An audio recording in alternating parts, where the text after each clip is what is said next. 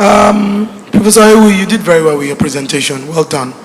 I have two very brief questions. I noticed that you had a lot of statistics in your preceding pages in the document. I was curious to know the source of your data for some of those, because you said you had, for example, I was interested in 19,445 SMEs.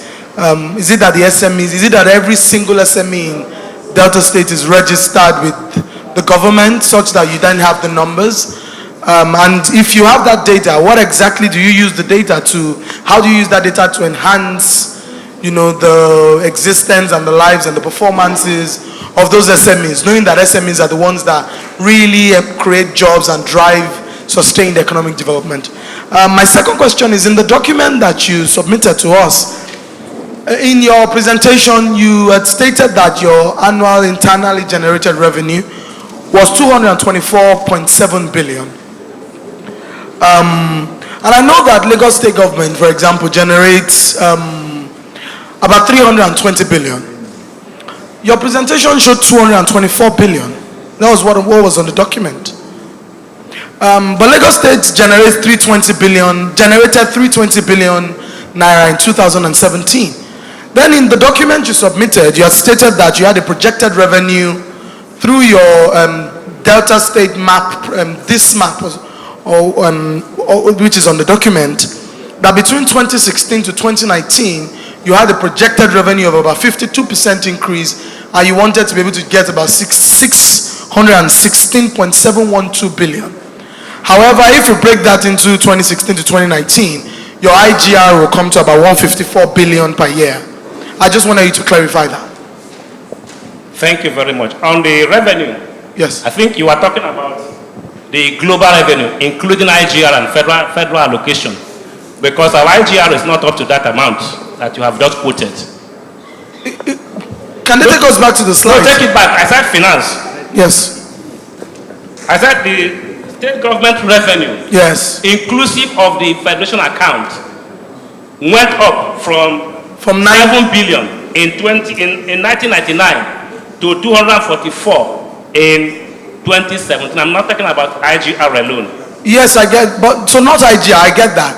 But your document says you wanted to generate, you're looking at an estimated revenue of 606 billion from 2016 to 2019.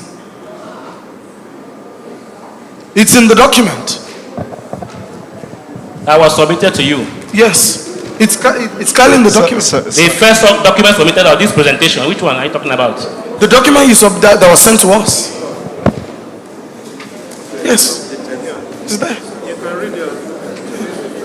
It says, to this effect, the plan proposes a total indicative public sector investment size of 616.712 billion and an overall resource requirement of 1.186 trillion over the next 4 years. Well, I don't know. What I presented is an updated version of the earlier presentation sent.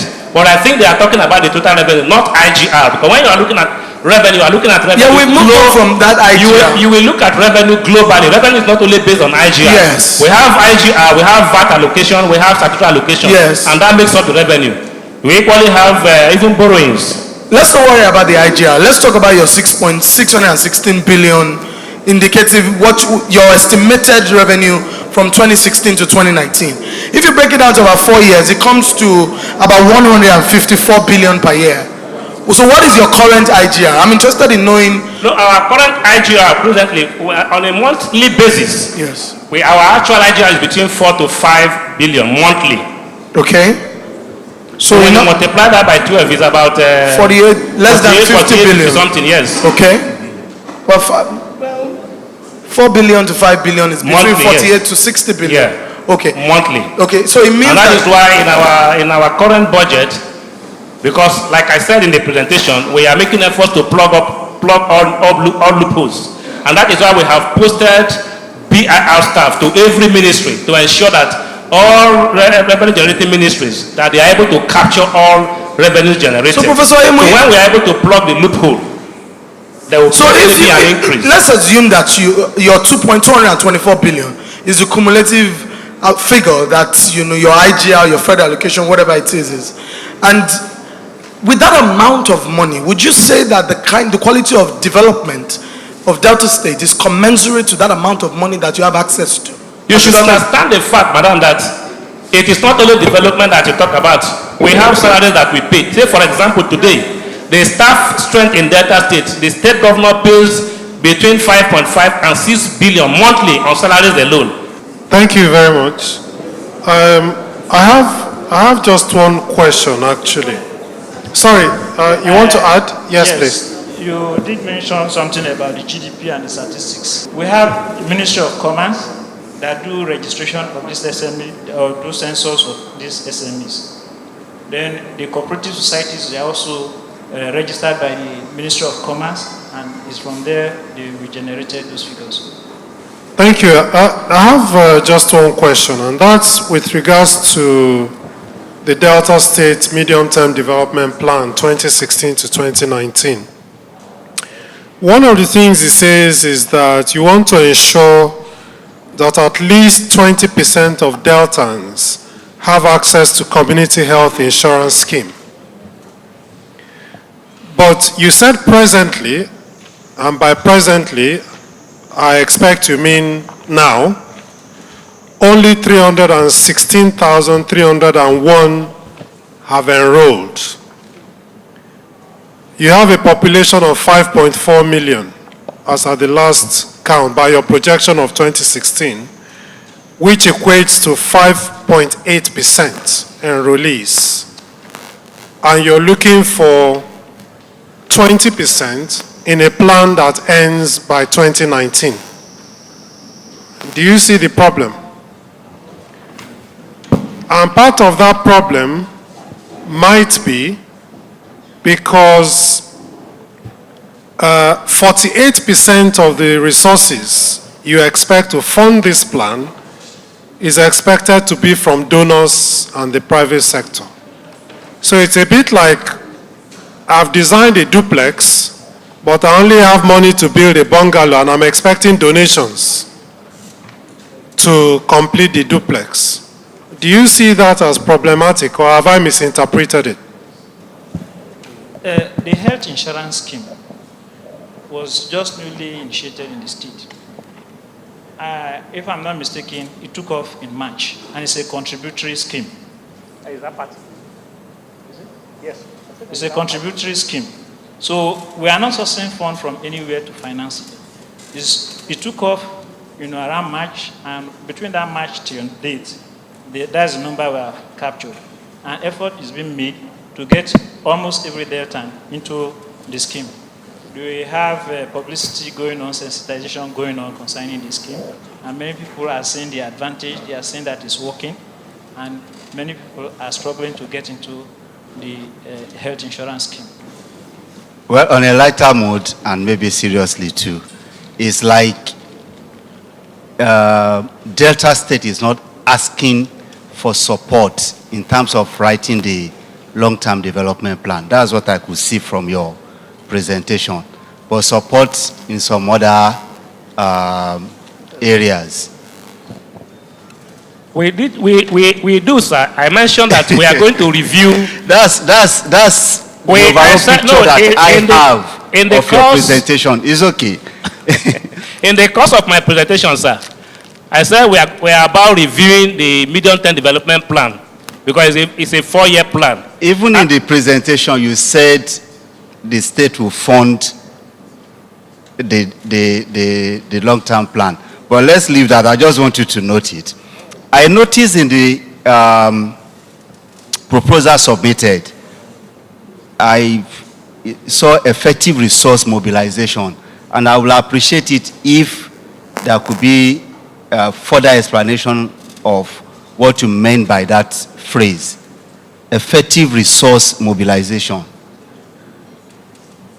I also want you to note that I'm not so sure if they're in, but I observed that, fine, your long-term plan could be all-inclusive in terms of stakeholders, but in terms of policy documents, I didn't really notice leveraging on various policy documents coming together to form your long-term plan?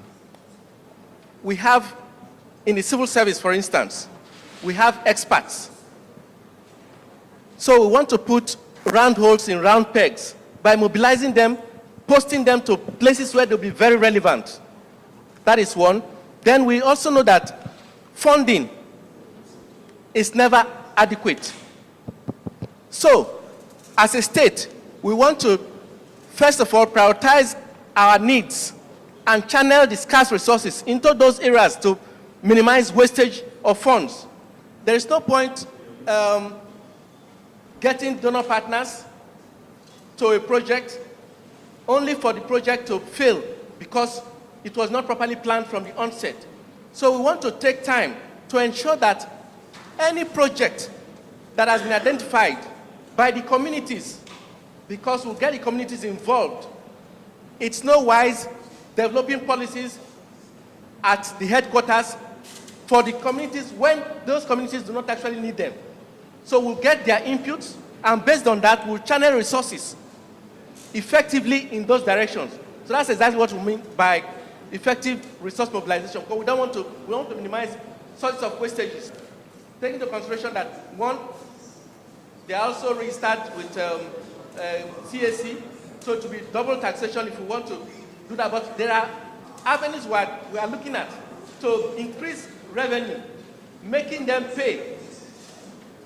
For instance, through the signage, fast track, 90 days fast track.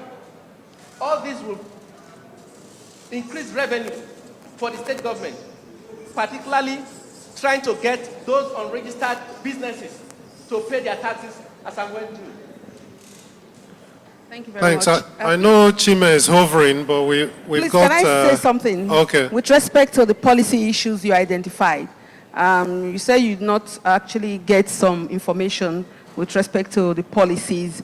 I would like to say that in Delta State, we've had technical assistance from some of our donor partners, particularly UNICEF, in the development of some of our policies. The social protection policy is there.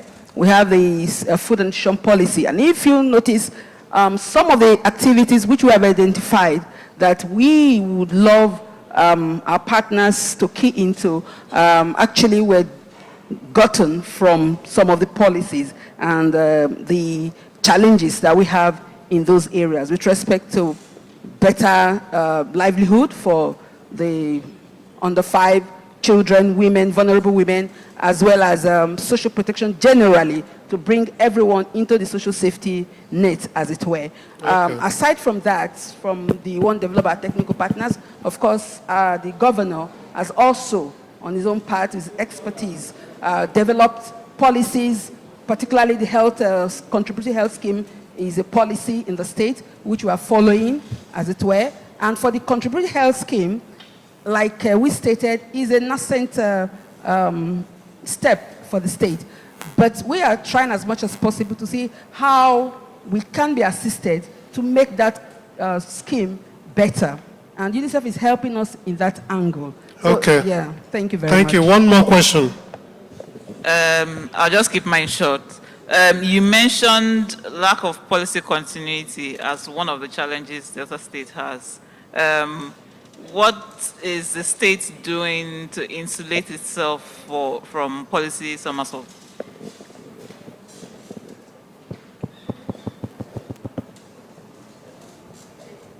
Let me just say one or two things. I'm sure my colleagues will also add voices to that. You know, before now, we have normally when our leaders come on board, they have the agenda. We had the 3-point agenda of the erstwhile governor. Now we have the smart agenda, which we are running with.